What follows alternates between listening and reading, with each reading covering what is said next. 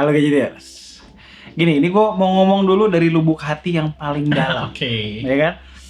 Kita udah berapa tahun ini nge-YouTube, ya kan? Nge-review tech, review handphone. Udah berapa kali juga kita bilang, kita berharap sama Xiaomi, masukin dong seri flagshipnya, masukin dong handphone dengan prosesor flagship ke Indonesia secara resmi. Di 2020 ini nggak tanggung-tanggung bakalan jadi 4 sekaligus. Lu jangan lupa men, Black Shark. Wah itu kan ibaratnya kan itu jatuhnya company sendiri, urusannya beda. Seinget gue, belum pernah ada satu brand pun di Indonesia yang ngeluarin handphone dengan prosesor flagship dari Snapdragon sekaligus 4 dalam waktu setahun. Oke. Jadi yang hari ini kita mau bahas di antara kedua Mi 10T series adalah yang versi paling affordable, Mi 10T. Pertanyaan gue simple aja. Apakah Mi 10T ini bakalan menggebrak pasaran juga dengan overall package dan pricingnya? Atau biasa aja? Harus mulai dari mana ya? Sepertinya kelebihan Mi 10T itu banyak banget. Melihat desain dan build quality-nya, gue nggak berasa Xiaomi mengorbankan hal yang satu ini buat neken harga. Soalnya bodinya terbuat dari metal frame yang disandwich oleh Gorilla Glass 5, bukan plastik-plastikan. Terus unit kami ini berwarna lunar silver yang rada kebiruan ditambah finishing matte yang kekinian banget. Semua hal tersebut membuat look Mi 10T terlihat premium. Otomatis begitu juga dengan feel-nya di tangan. Berasa kayak real flagship. Walaupun sebenarnya ini budget flagship. Kalau kata Xiaomi sih ini namanya entertainment flagship. Bebas. Lanjut. 3 poin yang berikutnya ini udah ketebak. Soalnya di HP Poco 3 jutaan sekalipun Xiaomi menyematkan ketiga fitur ini. Apalagi di kelas yang lebih tinggi. Yang pertama, stereo speaker. Suaranya bulat, nggak cempreng dan bassnya berasa. Asik lah dipakai untuk nemenin kita bermultimedia ria.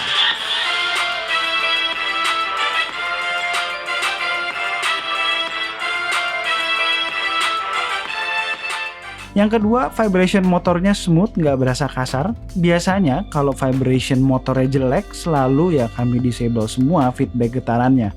Di Mi 10T, kami biarkan nyala. Ini tuh harus ditiru semua brand.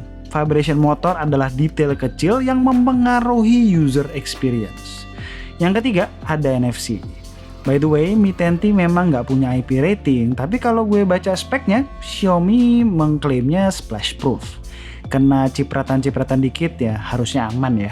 Karena Mi 10T itu judulnya flagship Android tahun 2020, artinya sudah memiliki fitur 5G. Dan kayak di flagship keluaran Xiaomi lainnya di Indonesia belakangan ini, 5G-nya tidak di-lock. Mudah-mudahan vaksin segera hadir lah ya, supaya kita semua bisa jalan-jalan lagi dan bisa nyobain jaringan 5G di luar negeri. Hal selanjutnya yang kita mau bahas lagi-lagi membuat gue dan Kumar khawatir sama harganya nanti. Gimana nggak? Layarnya 144 Hz gitu loh. Handphone resmi dengan fitur serupa di Indonesia harganya 10 juta rupiah. Emang sih, buat kebanyakan orang, beda smoothness-nya dengan 90 atau 120 Hz nggak terlalu signifikan. Tapi knowing kita megang handphone dengan spek yang paling pol, tentunya sukses membuat kita berasa ekstra happy dan future-proof aja. Sama aja halnya kayak fitur 5G tadi. Selain itu, layar beresolusi Full HD Plus di Mi 10T lega banget, 6,67 inch. Nonton konten HD di Netflix nggak masalah. Kemudian, brightness-nya memadai untuk pemakaian di outdoor. Satu hal yang pasti dan tidak perlu diragukan dari Mi 10T adalah performanya. Kita udah bolak-balik nyobain prosesor Snapdragon 865, hasilnya sangat konsisten. Salah satu prosesor Android terbaik bahkan di penghujung 2020 sekalipun. Yang membuat kami terkesima dengan Mi 10T justru stabilitas performanya.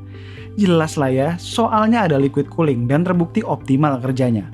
Untuk ngetes, kami menggunakan game Genshin Impact. Bahkan setelah setengah jam didiemin nyala, di mana kebanyakan handphone bakalan ngos-ngosan, Mi 10T terlihat masih sangat stabil ketika dipakai main. Ironisnya, ketika kita bandingkan dengan sebuah buah seharga 20 jutaan, performa Mi 10T jauh lebih stabil. Di sisi lain, karena layarnya udah 144 Hz, beberapa game yang punya opsi high FPS bisa dimainin di Mi 10T. Ditambah dari pengalaman kami, touch response pun lumayan bagus. All in all, bisa dibilang sebagai mobile gaming rig yang mumpuni. Walaupun layarnya selalu kami set di 144 Hz, tapi sebenarnya itu nggak melulu manteng di 144. Refresh rate-nya bisa berubah sesuai konten yang ditampilkan, serendah-rendahnya 30 Hz. Poin penting yang perlu dicatat, gue nggak melihat atau merasakan frame rate yang patah-patah di UI saat terjadi perubahan refresh rate. Mantap. Nama teknologinya Adaptive Sync atau Variable Refresh Rate. Terus baterainya pun kan gede ya, 5000 mAh. Pertanyaannya, dengan performa segahar ini, baterainya boros nggak nih? Gini, dengan pemakaian medium, udah termasuk ngegame selama 1 jam, kami bisa dapetin total SOT sekitar 5 jam. Tunggu dulu, dengan lama pemakaian hampir 40 jam. Bagus banget nih standby time-nya. Dan jangan lupa, baterai masih sisa 20% pula.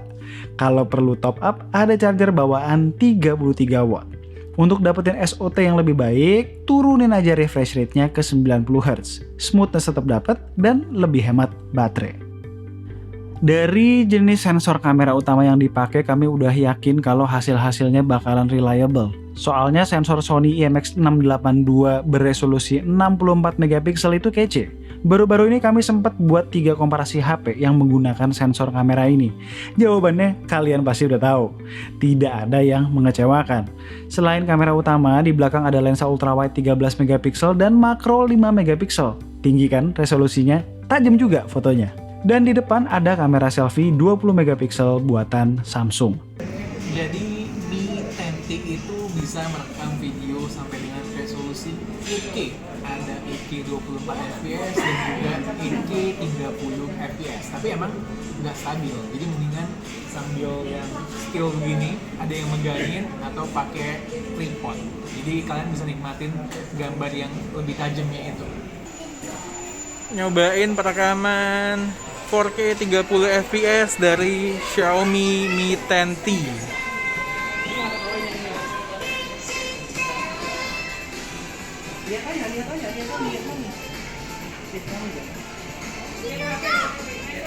Kalau yang tadi 4K 30 fps, ini gue udah keluar dari multi-toys di Cubic sambil jalan nyobain yang 4K 60 fps-nya.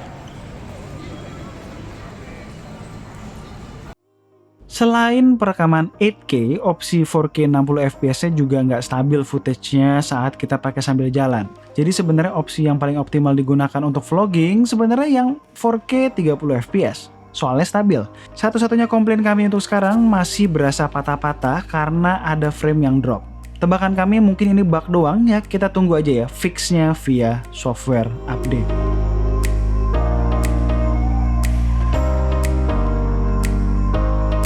Output foto-fotonya menurut kami kece, tajam, dynamic range-nya balance, warnanya eye pleasing tapi tidak berlebihan, exposure-nya juga masih on point.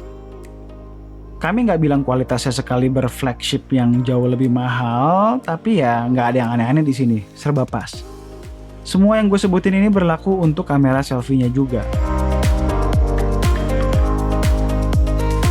Soal versatility, nggak ada lensa telefoto ultrawide sampai dengan 10 kali digital zoom.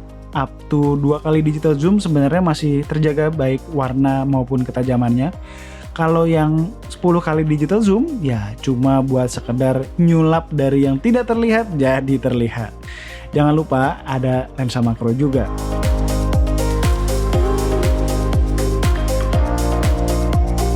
Di kondisi medium low light menuju low light, perubahan yang di bawah night mode-nya juga bisa terlihat dengan jelas. Foto yang tadinya soft, warna kurang keluar dan exposure-nya ngaco, jadi sebaliknya.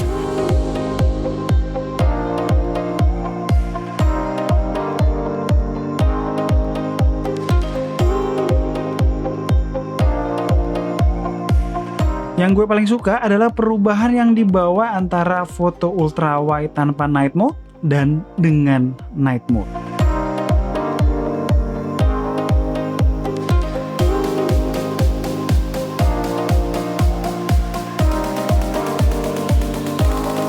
Mi 10T di Indonesia kabarnya bakalan tersedia hanya dalam satu varian, RAM 8GB, LPDDR5, dan internal storage UFS 3.1 128GB. Bentar. Kayaknya kalau ngelihat dari tadi yang udah kita bahas, ini harganya bakalan mahal nih, men. Tenang, harganya masih murah, ya kan? Tapi kan murah juga karena ada kekurangannya juga. Oke, cons-nya nih. Xiaomi Mi 10T nggak punya slot SD card.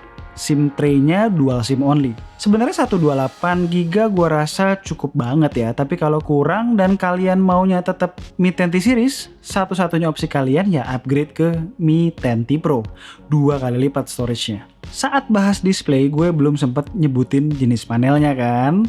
Sayang sekali panelnya belum AMOLED, masih IPS LCD. Kualitas basic dari panel IPS-nya yang menurut kami kurang oke. Shadow di sisi-sisi layar masih bisa terlihat. Kami tahu ini problem klasik layar IPS, tapi sebenarnya kan ada juga layar IPS yang lebih bagus dari ini. Di sisi lain, by default, warnanya agak muted ya. Coba dirubah ke mode saturated aja supaya warnanya lebih keluar.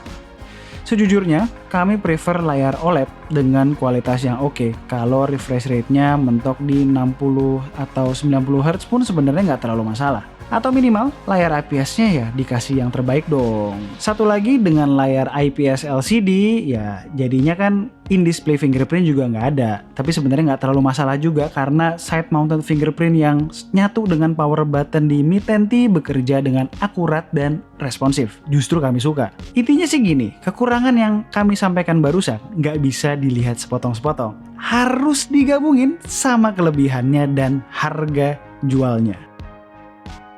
Oke, jadi itu adalah Xiaomi Mi 10T. Gimana? Sebelum kita masuk bahas berapa harganya di Indonesia, lo tau nggak? Ini handphone di India untuk versi yang sama, tipe yang sama, harganya 7 jutaan, 7,3 juta kurang lebih. Terus di Singapura itu 6,9 juta. Coba tebak berapa di Indonesia? Kan tadi udah pada nonton pasti launchingnya, udah tahu harganya di sini 5, something yang pasti kalau kalian bayar 6 juta masih ada kembalian buat parkir. Luar biasa harganya. Men, lo sadar nggak sih? Jadinya tuh Xiaomi Mi 10T ini adalah handphone dengan prosesor Snapdragon 865 paling murah di Indonesia. Nggak cuman itu aja, ini juga adalah handphone dengan 5G ready paling murah di Indonesia. Terus pasti ada yang komplain nih, bang ini layarnya masih IPS. Iya bener, tapi kalau kalian pengennya AMOLED, ada opsi lain juga di lini handphone flagship Xiaomi. Ada yang AMOLED 60Hz, ada juga yang AMOLED 90Hz. Mi 10. Dipilih, tapi kalau versi yang di atas-atas tadi masih lebih mahal buat kalian, Xiaomi Mi 10T udah paling bener. As always, kalau kalian suka dengan video kami, boleh klik like, share, dan subscribe. Jangan lupa klik icon bell yang di bawah supaya kalau kita ngeluarin video baru kalian langsung tahu. Kalau kalian mau tanya-tanya mengenai Xiaomi Mi 10T, boleh drop komen di bawah. Dan tunggu racun-racun kami berikutnya. bye guys. Bye.